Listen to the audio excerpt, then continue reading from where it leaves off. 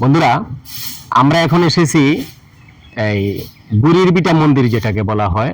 এটা পড়ছে ধামরাই উপজেলার বরদাইল গ্রামের ঠিক পার্শ্ববর্তী একটি ভিটায়, যেটাকে রূপনগর যাওয়ার রাস্তাও বলে, আবার আগে বলতো আড়ালিয়া বিলের ঠিক আগেই একটি ট্যাগ আছে যেটা রূপনগর এই বুড়ির বিটা মন্দির বলা হয় বা বুড়ির মন্দির বললেই চিনে। শত বছরের পুরনো ঐতিহ্যবাহী এই মন্দির দেখার জন্য এখানে প্রতিদিন অনেক বিভিন্ন জায়গা থেকে লোকজন আসে। এটার দুই পাশে দুইটা বট বৃক্ষ দিয়ে এটাকে ছায়া সুশীতল করে রেখেছে। আর এই জায়গাটা দেখার জন্য হয়তো বা প্রশান্তি অনুভবের জন্য এক ভাই এসেছে এখানে। ভাই, আপনার নাম যদি একটু বলেন। আমার নাম বিশ্বনাথ সাহা। বিশ্বনাথ সাহা, আপনি কোথা থেকে এসেছেন? আমার বাড়ি সাভার, মানে ধামরাই আর সাভার মাঝখানে একটা নদী আছে, বংশী নদী, ওই পারে আমার বাড়ি।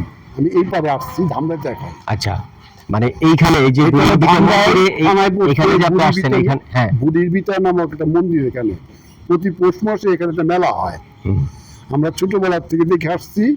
আমার বয়স এখন 60+ চলতেছে।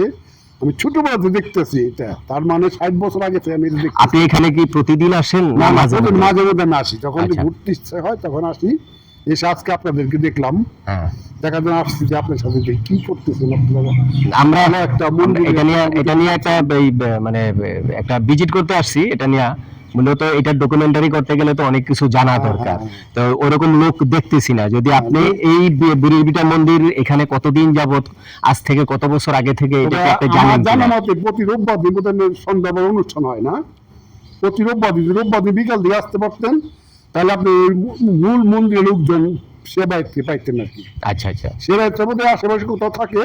ওই সন্ধ্যা পরে এখানে মানে ঘন্টার পুজো দেওয়ার জন্য একটু আসে, তারপর চলে যায়। 7টা 7:30 আসে, এবং প্রতি রোববার দিনকে একটা সাপ্তাহিক একটা অনুষ্ঠান। এটা মানে এই পূজাটা এখানে কত বছর যাবত চলতেছে? এখানে এই মন্দিরটা কত বছর? আমার বয়স 60 বছর। আমি 60 বছর ধরে দেখতেছি, ছোটবেলা থেকে দেখতেছি এটা চলতেই আছে এইভাবে।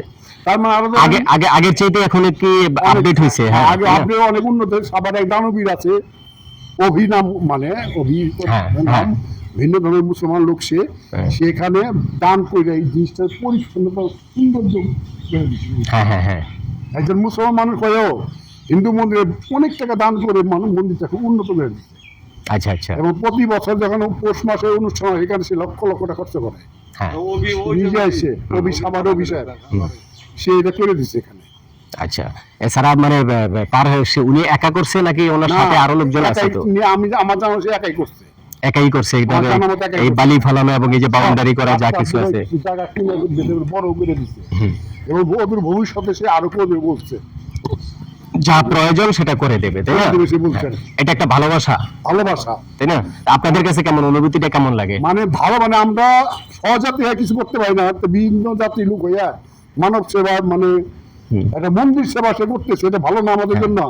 আমাদের তো অনেক হিন্দু সবার কোটি কোটি টাকা, মানে কেউ 10 টাকা হেল্প করে না।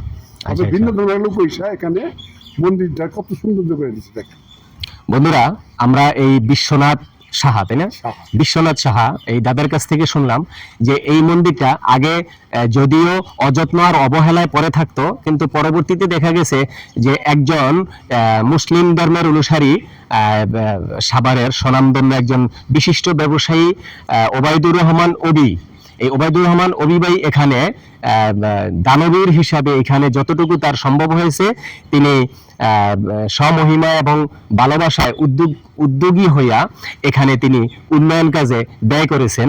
আর সেটা আমরা এই বিশ্বনাথ দার কাছ থেকে শুনলাম, এবং উনি যথেষ্ট কৃতজ্ঞতা পোষণ করেছে এই বিশিষ্ট ব্যবসায়ী ওবায়দুর রহমান অবির কাছে।